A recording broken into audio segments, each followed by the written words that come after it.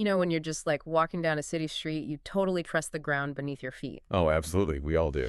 But yesterday at Wongwian Yai in Bangkok, a major road right above the new MRT Purple Line tunnel just vanished. Like it dropped 20 centimeters into the earth in a single day. Yeah, 20 centimeters in one day is, this is a staggering drop. Right. So, okay, let's unpack this because our mission in this deep dive into a stack of recent Thai news reports is to uncover the really intense high-stakes engineering battles happening right beneath our feet in these modern soft soil cities. Exactly. To lose that much pavement that quickly, something massive has to be giving way underneath, which, brings us directly to the water breach they reported in that transit tunnel. Yeah, looking at those reports, I kept trying to visualize the actual physics of it. Like, is a leak in an underground tunnel essentially like, I don't know, pulling the plug in a giant bathtub where the earth just drains away? Well, what's fascinating here is that the bathtub is a good starting point. But if you look at the engineering analysis from Professor Dr. Amorn in our sources, it's actually a bit different. Oh, really? How so? Yeah, he says it's more like poking a hole in an hourglass that's, like, submerged in a puddle.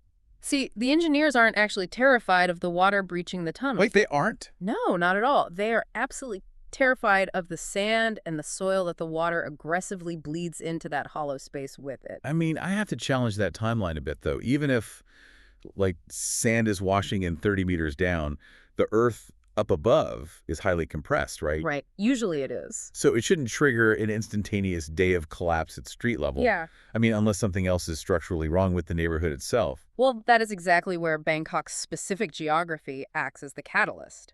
You see, the city sits on this very thick layer of soft clay. Okay, soft clay, yeah. And most of the older legacy structures surrounding this site, they don't have deep foundations reaching bedrock. They rely on what are called short friction piles. Ah, I see. Which means the moment that subterranean soil washes into the tunnel breach, those short piles just lose their skin friction. Exactly. And then the buildings are effectively just floating in dead space. The support simply vanishes. And this is precisely why officials didn't hesitate.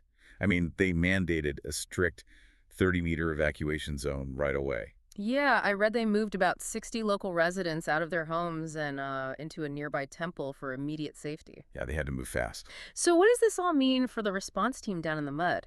Like, if crews are extracting 50 cubic meters of water per hour, they obviously want to clear the workspace, right? Right, but they can't just drain it completely. They have to be incredibly careful. Oh, because if they pump the tunnel completely dry, they remove the opposing hydrostatic pressure. Yes, exactly. Right. By doing that, they'd essentially be inviting the heavier waterlogged soil outside to just violently rush in.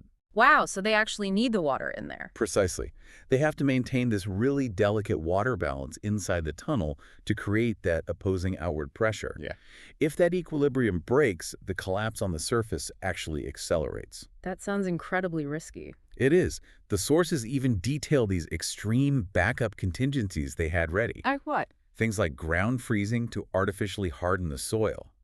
Or, and this is the incredibly counterintuitive option, actively pumping water back into the tunnel to stabilize the pressure. Pumping water back into a leaking tunnel to save the street above. That is just wild. It really is. It reminds you that whether you're commuting in Bangkok or London or New York, your daily routine relies on these completely invisible, high-stakes engineering balancing acts. Totally. And in this case, the balancing act held. By the second day, the sinking had slowed down to just an additional 8 centimeters. Okay, so bringing the total drop to 28 centimeters. Right.